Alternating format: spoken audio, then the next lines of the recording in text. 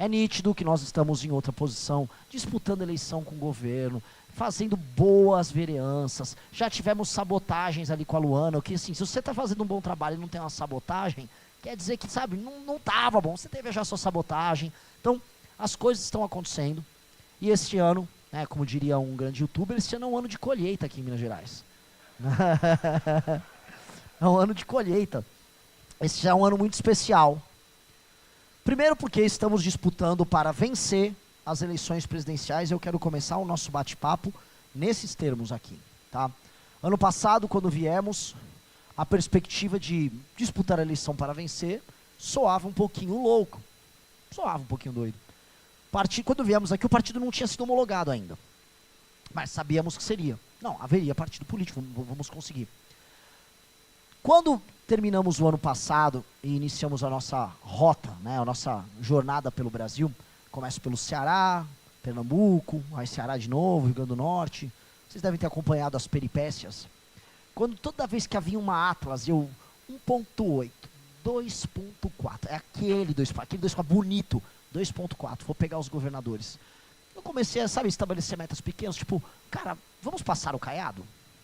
Ele está a cavalo, a gente está montado numa onça. A onça é um animal, tem suas características, suas peculiaridades. Pegamos o Caiado, vamos pegar o Zema. Ele chegou, teve um momento dele lá. Ele gravou um vídeo de IA sobre os mídias da STF. Caramba! O homem é uma máquina.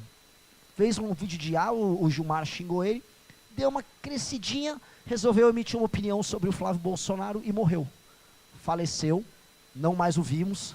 Espero que esteja bem, onde quer que esteja. Tá? Desejo o melhor para ele. Tá? Soube que o partido dele, inclusive, iniciou uma rebelião avisando: precisamos apoiar o Flávio. Essa foi a resposta do partido dele, demonstrando não apenas a liderança empolgante de Romeu Zema perante seus pares, mas demonstrando também a incrível lealdade que os membros do Partido Novo têm para com a sua instituição. Né? Negócio lindo de se ver. Deixamos eles para trás.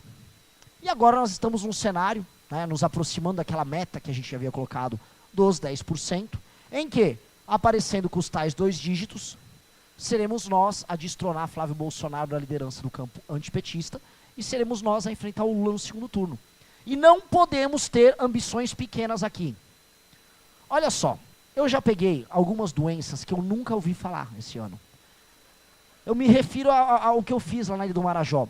Os protozoários ali não foram conhecidos ainda pelo Ministério da Saúde. Entendeu? É diferente. Assim, os pneus furados no Maranhão, sabe, é triste relatar, mas quando a gente estava rodando ali, em certo momento, as agruras, que vocês achavam legal, as pessoas, pô, o Renan tá sofrendo muito no Maranhão. Legal, eu também estava gostando, pô, tá viralizando, e as pessoas estão vendo que é de verdade a campanha. Só que teve um dia que o pneu furou 4 da manhã. E não furou só do carro nosso, furou do carro de apoio, fez tum, tum, os dois furaram. E aí não tinha mais step. E aí nós falamos, ok, não tá legal. Essa parte não tá muito legal. A gente vai precisar achar um borracheiro. E não tinha borracheiro. E aí nós precisamos arrumar um motoqueiro. E aí nós fomos atrás de um borracheiro, o único borracheiro que tinha no vilarejo próximo. E aí acordamos o borracheiro e ele falou que não iria nos ajudar. Que ele falou que já tinha serviço pro dia. Eu falei, eis o Maranhão. Você já tem serviço para 8, para que você vai arrumar o meu pneu? Eu falei, eu pago 5 vezes mais.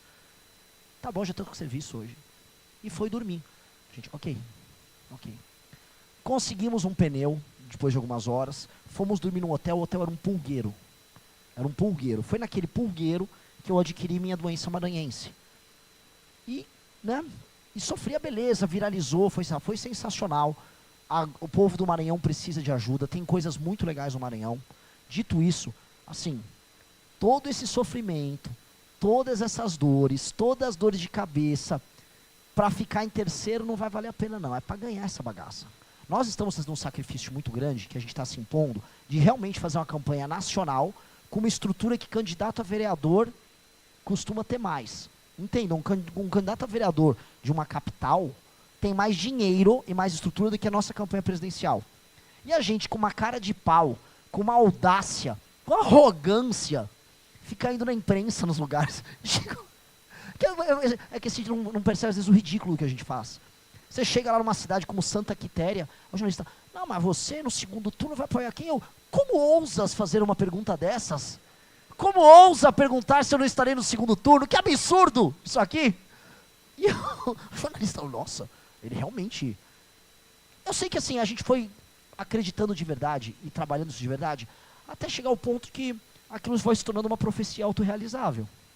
Em que nós fomos construindo e lutando e falando e não esmorecendo em nenhum momento, a ponto da imprensa começar a reconhecer, o tal do mercado financeiro começar a reconhecer, e ao ponto da gente começar a ser visto pelos adversários como, ok, esse cara está no jogo. A última pesquisa Atlas foi um massacre para as pretensões dos governadores. Não existe mais a pretensão da candidatura dos governadores. Zema, Caiado, a única coisa que eles contam é eventualmente uma retirada de candidatura do Flávio, porque eles imaginam que como eles têm um conhecimento maior, momentaneamente eles vão ganhar mais votos. Mas mesmo isso não significa nada, porque não existe uma vontade da população brasileira em votar nem no Zema nem no Caiado, porque se houvesse, já haveria. Vocês entendem isso? Já estariam dedicando o voto a ele. Você se comportar como o segundo voto do outro, é que nem aquele cara que gosta de uma menina e a menina namora outro cara, e ele fica aguardando o namoro terminar. Ele fica ali, puta, não terminou. Aí ele fica aguardando. Cara, esse é um step. Nós não temos que ser step em nada. Nós temos que ser, até porque step a gente fura lá no Maranhão, né? Nós temos que ser a primeira opção. E é isso que a gente trabalhou o tempo todo. Nós trabalhamos como primeira opção, não só como discurso, mas como prática. Nós decidimos ser um projeto melhor do que os demais. Eu acho que o que tem a ver com o que a gente está fazendo aqui é a necessidade que nós temos de fazer um trabalho melhor, de encontrar pessoas melhores e construir um projeto que vai durar muito mais. Eu dei uma entrevista hoje para 2 jornais, O Tempo e o Fator. E uma das últimas perguntas foi, você é um outsider? Eu falei, não. Eu sei que pega bem falar que é um outsider, mas poxa, nós montamos um partido político, outsiders costumam participar de uma eleição e depois eles desaparecem, eles vão embora. Porque eles, em geral, causam tanto, né, geram tanta confusão que ou eles ganham ou eles desaparecem. Nós estamos construindo um partido para os próximos 20, 30, 40 anos. Nós fizemos um partido para durar, um partido para administrar o Brasil. A gente não quer ser um outsider, a gente quer ser o maior dos insiders. A gente quer exercer poder no Brasil. A gente quer moldar o sistema de modo que ele funcione. Porque eu quero viver um estado funcional. E as pessoas estão começando a dar conta disso. Quando eu comecei a ir em reuniões no mercado financeiro, ainda havia uma ideia de, tipo, o Renan é louco que faz uns bons vídeos e tem uma boa campanha. Depois a gente começa a explicar as coisas que a gente faz, mostra o trabalho do Kim. Os caras, não é que é meio ajustado ali e tal. Ou seja, as pessoas em posições de poder começam a visualizar uma possibilidade. E é isso que nós precisamos começar a fazer agora. As pessoas precisam visualizar a possibilidade, primeiro, de que alguém vai ser capaz de derrotar o Lula. O Lula, de acordo com as pesquisas, vai para uma vitória meio tranquila contra o Flávio Bolsonaro. Foi o trabalho que ele, o Sidônio, que o cara da JBS Friboi, o Joesley, que o próprio Trump e a família Bolsonaro desenharam no final do ano passado. Alguém já viu o vídeo que eu gravei no final do ano passado sobre isso? Quem viu, levanta a mão. Poxa, nossa, muita gente. Ali eu explicava, foi lá nos Estados Unidos, eu tive interlocutores comuns que viram, ó, o Joesley, o Lula, a treta que havia a Magnitsky, eles combinaram assim, ó, tira o Tarcísio, aí tira a Magnitsky, bota você, o membro da família Bolsonaro, o Flávio, bota o Flávio, sai todo mundo ganhando aqui. Todos saíram ganhando. Os Bolsonaro mantinham a ascendência da família sobre o campo da direita, o Joesley virava o interlocutor, tanto do Trump quanto do Lula, inclusive na Venezuela, tanto que ele foi mandado para a Venezuela logo em seguida. Isso é público e notório. E o Lula estava com a campanha montada, agendada, montada, tudo certo. Lula ficou meio assustado que no começo do ano o Flávio apresentou alguma competitividade, não por mérito do Flávio, mas porque o Lula está com muita fadiga de material. E aí tão logo começam a pintar os escândalos do Flávio, e tão logo começa a ver que o Flávio é um cara simplório. Aí o Lula volta a subir. E eis o cenário que nós temos. O Lula, se a nossa pré-candidatura não engatar, e nós não conseguimos chegar no início das eleições prontos para os debates, para conseguir mostrar nossa ideia, o Lula vai vencer e vai nomear 4 ministros do STF. E sabe quem é a última esperança nisso? Somos nós. Eu venho falando em todos os eventos, vocês têm que entender a responsabilidade histórica que vocês têm.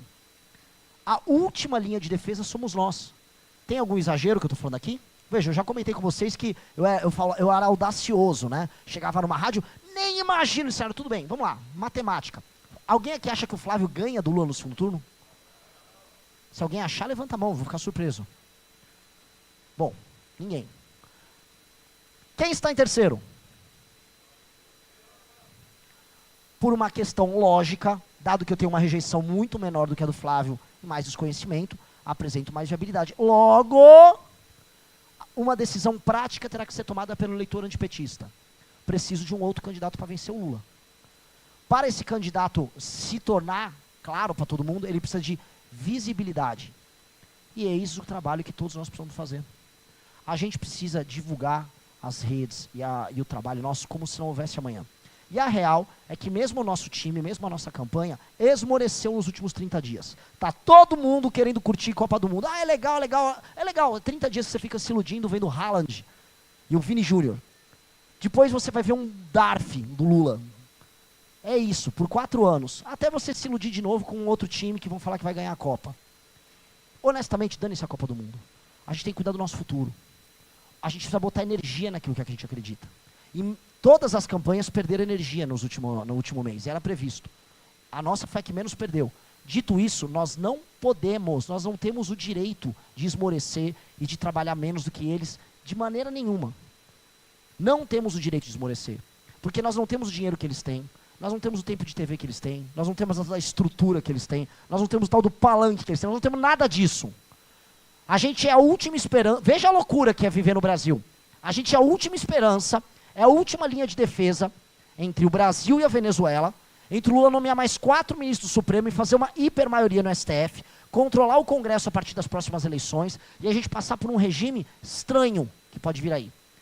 A última linha de defesa somos nós. Não é o Caiado, não é o Zema, não é o Aécio Neves, não é ninguém, somos nós. E aí a responsabilidade recai inteiramente sobre vocês, porque vocês, de alguma maneira, cada um, como foi a sua experiência, descobriu que, olha, o caminho é a missão, o caminho é o MBL. E ao ter feito essa descoberta te amarra. Porque a descobrir a realidade, ou tomar a Red Pill, ela vem com um compromisso, que é fazer a alteração da realidade. A partir do momento que vocês sabem, que vocês têm acesso ao conhecimento, vem a obrigação. A partir do momento que vocês conhecem o nosso projeto, a partir do momento que vocês sabem o que nós queremos fazer, a partir do momento que vocês entram para o partido, vem a responsa. Não vem só o lado legal. Nossa, nós temos um conteúdo bacana. Não, nossa, os nossos caras estão crescendo, o futuro é glorioso. Futuro não sei se é glorioso, o futuro eu não sei se é inevitável. Isso vai depender do nosso trabalho, exclusivamente do nosso trabalho. E é injusto. Nesse dinheiro, nós não temos 1% da estrutura deles, eu não estou exagerando. Se a gente tiver 0,3% do que eles têm de recursos, é muito. Eu acho que é muito menos, porque esses caras têm de aviões a dinheiro puro e simples, a prefeitos apoiando a gente na máquina pública, capital humano disponível. É uma batalha, nem de Davi contra Golias, porque o Davi ainda, né, ele não era 1% do Golias. A nossa batalha aqui é de outra natureza. Então, vocês todos precisam colocar uma energia colossal daqui até o período da eleição, nas nossas pré-candidaturas para deputado, na nossa candidatura, pré-candidatura também para governador, na pré-candidatura a presidente da República, porque só resta a gente. Reparem que as gerações anteriores que apostaram no bolsonarismo desistiram, tiraram o pé, ficaram viciadas nos últimos anos. É o capitão, seu comunista, é o capitão. Agora não falam nada. Cadê eles? Cadê a tia do Zap? Eu quero ela, eu tô perguntando isso porque eu quero ela conosco. Essas pessoas perderam a esperança, porque elas foram tão usadas, elas foram colocadas em tantas portas de quartel, elas mandaram tantos pics pro capitão, elas assistiram tantos vídeos do canal Auriverde enganando elas, assistiram tantas lives do Paulo Figueiredo anunciando 72 horas, que elas desistiram. Então veja só o aumento da responsabilidade. Se até essa turma desistiu, sobra mais para vocês. Então a responsa é muito, muito grande, é muito, muito desproporcional, mas estranhamente a gente avança. A gente tirou 7 pontos para o Flávio na última pesquisa. Foram 7 pontos de diferença. A gente tem que subir mais, e aí vem a televisão, e vem os debates, e nós vamos ter que fazer valer o nosso trabalho, porque se a gente pegar esses caras, se a gente tiver tempo de tela, tempo de televisão, participação nos debates, militância, a gente busca eles. E aí o eleitor, que nem gosta muito da gente, vai fazer uma decisão racional, e aí a gente pega o Lula no segundo turno. E pegar o Lula no segundo turno é a grande luta da geração do impeachment da Dilma. Fomos nós que derrubamos a Dilma Rousseff em 2015, 2016. Fomos nós, nunca foram eles. Eles são os usurpadores, os mentirosos, como a franguinha aqui de BH, que imitou a nossa marcha, que veio outro dia deu entrevista, não, porque nós derrubamos a Dilma, derrubar o caralho. Você estava falando de Lady Gaga enquanto a gente derrubava a Dilma. É verdade, pô, nada contra, só assuma que falava de Lady Gaga. Só saia do armário pra falar de Lady Gaga, caralho. Vai ficar fingindo que é uma coisa e não é o tempo todo? Só assuma, vamos ser verdadeiro em tudo. Vamos ser honesto em tudo. Aí quer assumir a autoria do impeachment da Dilma? Nunca teve. Tava falando de Lady Gaga com o melhor amigo dele, que ele se referia como o Todd dele. Eu sou o leite do seu Todd. Deus, pátria e família. É isso aí, caramba. Deus, pátria e família, cara. Imagina o Deus do Velho Testamento vendo isso. Ele tava horrorizado. O que é Todd, cara? O cara tinha umas 12 tribos lá, horrorizadas, né? Ele seria mandado lá para Baal. Então assim, são usurpadores, são mentirosos, são gente fraca. São as pessoas que votaram agora para quebrar os empresários brasileiros no tal da fim da escala 6x1. São pessoas que votaram no PL da misoginia e vêm a público e falam, não caímos no truque da esquerda. Não caímos no truque da esquerda. Que coisa de retardado. Tipo assim, a esquerda vem com um projeto ruim, ela ferra toda a sua base, aí você fala, votei com eles para não cair no truque deles. Olha como eu sou esperto. É tipo, vai um cara bater em você na sua casa, você está com o seu melhor amigo, aí o cara vai bater, aí o seu melhor amigo, você dá um soco já antes, fala assim, ó, já bati junto porque eu não caí no truque, aí eu não preciso apanhar. Eis a direita, os patriotas, os que falam, nós não temos espinha de geleia, são os fracos, gente. Sempre fomos nós. Essa história toda é sobre nós. Essa história toda é sobre a geração de pessoas que construiu uma história linda. E que está vendo a história agora se unir ao final, no momento em que cai a máscara dos mentirosos, em que Lula vai para sua última eleição, senil, falando besteira, se enganando, mentindo como se não houvesse amanhã, vestido igual um mafioso. Vocês viram? Com aquela roupa, aquele chapéu dele, mostrando o dedo do meio. Eu falei, que é isso, cara? É o Al Capone. O cara completamente louco já. O Lula tá um vovozinho doido. O lance era botar ele numa cadeirinha, a Janja só levar, vovô, tá tudo bem. Ele, não, eu vou resolver o esgoto, mas eu sei, vamos trocar sua fralda. Esse é o Lula, cara. Esse é o Lula. Esse é o cara que quer se reeleger. Não tem mais nenhuma ideia do que está fazendo. Então esse é o cara que nós vamos devastar no segundo turno.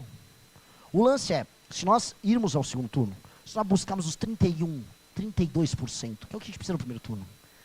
Aí no segundo turno é meter 65%. Vai ser uma surra no Lula, como o Lula nunca viu. Haverá estados...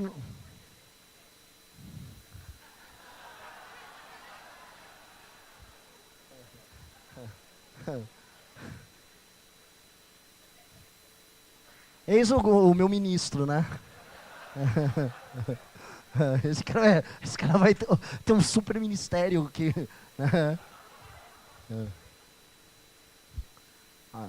fazer o quê, né, cara? A gente também tem que aceitar aí que a gente é meio problemático também. Bom, pelo menos você não era o Todd de ninguém, né? Eu nem lembro mais o que eu tava falando.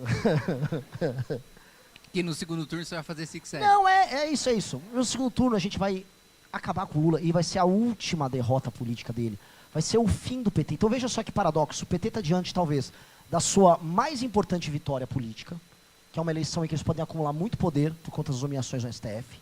E aí o controle que eles terão sobre o Congresso, porque esse STF vai acabar com o orçamento secreto e entregar tudo. Não é que o orçamento secreto vai desaparecer, só vai ficar na mão do executivo, o executivo determina. Você pode, você não. E aí o centrão ficar novamente atrelado ao petismo. Ou a maior das derrotas deles, em que eles perdem tudo e eles vão desaparecer. E vão desaparecer porque a gente vai chegar no poder, e a gente vai chegar no poder, nós vamos ir nas regiões onde eles foram mais votados e vamos levar algo que as pessoas nunca levaram, que não é um Bolsa Família, não é um botijão de gás.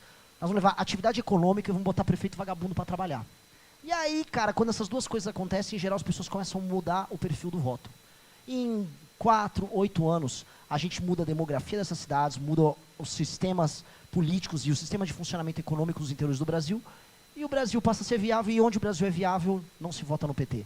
Regra geral. O Brasil produtivo, o Brasil econômico não vota no PT, o Brasil improdutivo vota no PT. Essa é a regra, e nós vamos fazer isso. E aí nós vamos poder ter, que é esse sonho muito maluco e bonito, que é a ideia própria de que nós vamos destruir o crime organizado, que nós vamos recuperar a economia brasileira, que nós vamos saber utilizar as terras raras como oportunidade geopolítica nossa, e aí de que nós vamos começar a virar um país sério. E que aí sim não seja apenas o momento da Copa do Mundo que você assume a brasilidade, porque é uma brasilidade meio histérica de Copa do Mundo, que é igual aquela torcida, reparem, tem uma torcida verde e amarela, vocês já devem ter visto. É um pouco cringe, confesso, a torcida que fica lá nos Estados Unidos cantando umas músicas, é uma brasilidade meio forçada. A gente tem que entender a nossa brasilidade, entendendo o lado bom que existe no Rio Grande do Sul e o lado ruim do Rio Grande do Sul. O lado bom que existe no Maranhão e o lado ruim do Maranhão. E entender que o lado bom de um lugar não deve servir de desculpa para apagar o lado ruim. Porque é isso que se faz nos piores lugares do Brasil. Inclusive eu fui para a Ilha do Marajó e lá fui dar uma entrevista para jornalistas simpáticos numa TV local. Eles estavam desesperados em saber. Renan, tudo bem? Legal, legal. Assim, tem uns problemas, mas também tem muita coisa boa. Eu não vi as coisas boas que eles estavam imaginando ali no Marajó. Eu vi um lugar realmente ostensivamente pobre. Mas as pessoas têm muita força de vontade. Olha, as pessoas estão sobrevivendo num lugar muito hostil. Mas aquilo não é um lugar para se viver. As pessoas precisam viver melhor. É muito indigno viver num lugar assim. E as pessoas se apegam às vezes num fio de esperança, numa música, numa comida, numa expressão cultural, para até justificar a existência num modo de vida tão cruel. É o lance do mito da caverna do Platão. Vocês conhecem isso, é um básico, né? Aquelas pessoas só veem o mundo sob a ótica de quem vive na Ilha do Marajó. Se um dia essas pessoas descobrirem cidadania, fornecimento de água, esgoto, alimentação saudável, erradicação dos protozoários que eu comentei hoje no começo, cara, essas pessoas não vão querer voltar para o mundo que elas vivem hoje. E elas vão abdicar do tacacá, do carimbó, de tudo. Porque ter dignidade é a melhor coisa que tem. Então, ser brasileiro terá que ser também ser o país do cara que destrói o crime organizado, o país das pessoas que conseguem livrar o Brasil da miséria, e o país respeitado pelas outras nações, não só porque é divertido ou porque joga bem futebol, mas que é um país foda, que é um país que sabe negociar, é um país que é respeitável, que a população é respeitada e que vai se fazer respeitada perante o mundo. Se você curtiu, se inscreve, deixa seu like e ativa o sininho, porque aqui a onça tá de olho em tudo. No mês de março eu faturei cerca de $4.600, totalizando aí deu um pouquinho mais de R$23 mil apenas com a AdSense do meu canal, postando cortes do MBL. E se você tem interesse em criar seu próprio canal de cortes, ajudar no projeto e ainda poder ganhar com isso, é só clicar no primeiro link da descrição desse vídeo, ou então ler o QR Code que tá aparecendo aqui no meio da tela que eu vou te explicar um pouco mais sobre isso.